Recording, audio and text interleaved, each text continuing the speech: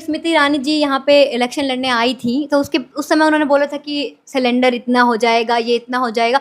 उसके बाद अभी जब बीच के उनके कार्यकाल के दौरान फिर इतनी महँगाई कैसे बढ़ गई? यहाँ की जो जनता है, मैंने उससे ज़मीनी स्तर पे बात करी है, वो महँगाई से बहुत ही ज़्यादा परेशान। नमस्कार, आप देख रहे हैं अवध टुडे, मेरा नाम है कनक मिश्रा। मैं मौजूद हूँ अमेठी गौरीगंज बीजेपी कार्यालय में। जैसा कि आप सबको पता है, अमेठी एक मेरे साथ मौजूद है जिला अध्यक्ष जी भारतीय जनता पार्टी के राम प्रसाद मिश्रा जी। तो आइए मैं इनसे बात करूंगी कि क्या कुछ तैयारियां चल रही हैं 2024 के लोकसभा इलेक्शन को लेकर। अध्यक्ष जी, आपका बहुत बहुत स्वागत है हमारे चैनल पर अवध टुडे पर।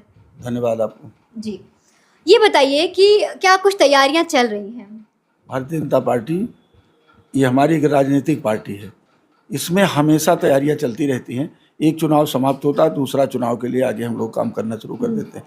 अभी 2022 का विधानसभा चुनाव समाप्त हुआ तो हम सब लोकसभा की ओर। तो जैसे कि हम सभी को पता है कि जो अमेठी है ये कांग्रेसियों के लिए बहुत पहले से रहा है, तो पिछली बार तो दीदी जी जीत गई थी, तो इस प्रकार क्या ऐसा नया करने वाली है वो? जैसे हींग चली जाती है लेकिन डिब्बी में महक रहती है, बस केवल उतना ही, उसमें हींग है नहीं, कोई आधार उनका अब नहीं है।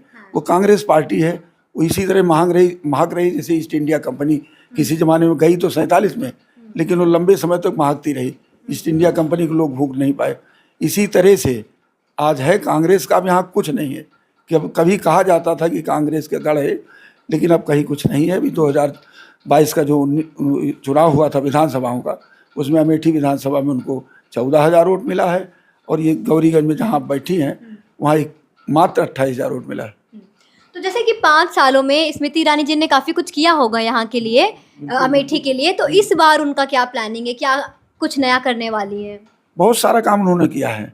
अमेठी का बाईपास बना, पिपरी का बांध बना, मेडिकल कॉलेज जो बना यहाँ अपने ज़िले में, और कृषि कल्याण केंद्र बना, नवोदय अपना जो केंद्रीय विद्यालय बना, सैनिक स्कूल बना, गांव में विद्युतीकरण की सारी योजनाएं लगभग पूर्ण हो चुकी है। जो तार जर्जर थे वो उतार कर उनको केबलीकरण किया जा रहा है।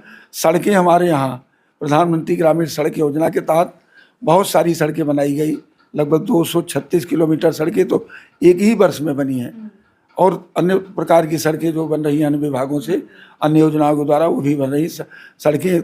पहले सड़कों में गड्ढे हो जाते थे तब सड़क का मरम्मत होता था, अब तो सड़कें चलने लायक रहती है तभी मरम्मत हो जाती है। आप आ रही सुल्तानपुर से आएँ, चाहे जगदीशपुर जाएँ, चाहे लखनऊ जाएँ, अपने जिला मुख्यालय में 6-7 सड़कें हैं जो बाहर से जोड़ती हैं। सारी सड़कें एकदम दुरुस्त है। ये सारी तो आपने पूर्व जो 5 साल का कार्यकाल था उसमें ये सब उन्होंने कराया, लेकिन इस बार अगर वो चुनाव जीत जाती हैं तो वो और क्या कुछ करने वाली है? इसका कुछ आपको पता है? चुनाव में कोई अगर मगर नहीं है। अच्छा, चुनाव तो 100% जीती हुई हैं। बस ये केवल रिकॉर्ड मत बनाना है कि कितना रिकॉर्ड मतों से जीत जाए, और जनता के विकास में सतत प्रयासरत हैं। वो विकास करती ही रहेंगी। यहाँ अमेठी को अपना परिवार मानती हैं, वो यहाँ की मतदाता भी बन गई हैं। एक मेदन वही बूथ है यहाँ से आधा किलोमीटर। आपने कहा कि वो अमेठी को अपना परिवार मानती है, तो क्या अमेठी वाले उनको अपना परिवार मानते हैं? बिल्कुल मानते हैं, तभी तो 2014 में आई, एक सम्मानजनक वोट हासिल किया। मुश्किल से 15-20 दिन के अंदर आई यहाँ और सम्मानजनक वोट हासिल किया, और 2019 में वो सांसद बनी यहाँ। अच्छा, मेरा एक आखिरी सवाल है आपसे कि जब स्मृति ईरानी जी यहाँ पे इलेक्शन लड़ने आई थी, तो उस समय उन्होंने बोला था कि सिलेंडर इतना हो जाएगा, ये इतना हो जाएगा। उसके बाद अभी जब बीच के उनके कार्यकाल के दौरान फिर इतनी महँगाई कैसे बढ़ गई? यहाँ की जो जनता है, मैंने उससे ज़मीनी स्तर पे बात करी है, वो महँगाई से बहुत ही ज़्यादा परेशान है। नहीं, कौन सी महंगाई बढ़ी है? कहीं कोई महंगाई नहीं बढ़ी। सिलेंडर के रेट बढ़ चुके हैं, तो देखिए, चीनी बोल रही थी, और वो चीनी के रेट बढ़ चुके हैं, और काफ़ी कुछ ऐसे। अब छोटी मोटी चीज़ें मैं यहाँ पे गिनाते थक जाऊँगी। किसान गुड़ बनाता है, हाँ। चीनी 40 रुपए में है और गुड़ 60 रुपए में है, तो 60 रुपए में किसान को फायदा मिल रहा है कि नहीं मिल रहा है? किसान सम्मान निधि का 6,000 रुपए उसके खाते में जा रहा है कि नहीं जा रहा है? हाँ, 3-3 महीने कभी कोई देता था क्या? 6,000 रुपए प्रतिवर्ष। अच्छा, प्रतिवर्ष 6,000 रुपए खाते में जा रहा। कभी किसी सरकार आई को दिया इस तरह? पहले राशन लेने के लोग जाते थे, पैसा लेके जाते थे, झोला लेके जाते थे, लेकिन बैरन लौटते थे, कोटेदार कहता था कि राशन इस महीने नहीं आया। लेकिन अब प्रत्येक महीने निःशुल्क राशन, फ्री में। ये जो फ्री की चीजें, ये आप नहीं सोच रही क्या? इसको भी तो देखिए। और 6,000 रुपए कौन देता है किसको? अपने परिवार को। मैं समझता हूँ कि पुत्र भी अपने पिता को 6,000 रुपए बहुत सारे लोग नहीं दे पाते, लेकिन ये मोदी जी दे रहे हैं। ये उनका परिवार है। भारत मोदी जी के लिए पूरा राष्ट्र जो है परिवार है। ये सारी सुविधाएं जो किसान सम्मान निधि मिली, ये नहीं देख रहे हैं आप? इसको भी तो देखिए जनता के बीच में, इसको तो बताइए जो सरकार कितना कुछ कर रही है। लोकतांत्रिक सरकार जनता के सहयोग के लिए होती है, बाकी कमाना खाना तो खुद पड़ता है, लेकिन सहयोग जनता के लिए जिस तरह सरकार का होना चाहिए वो निरंतर हो रहा है। जो भी नौकरियां लोगों को मिल रही हैं भ्रष्टाचार मुक्त हैं, पारदर्शिता के आधार पर नौकरियां मिल रही हैं।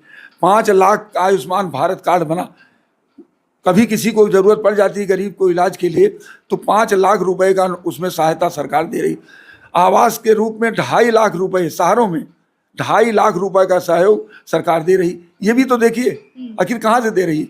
आप सभी को पता है अमेठी एक हॉट सीट रही है, तो यहाँ पर आकर बात करना कि मुझे लगा कि एक बहुत आवश्यक है। और स्मृति ईरानी जी क्या करने वाली हैं अमेठी वालों के लिए, अब उनकी क्या प्लानिंग है, इन सब पे मैंने बात करी। तो ऐसी ही खबरों के लिए देखते रहिए अवध टुडे।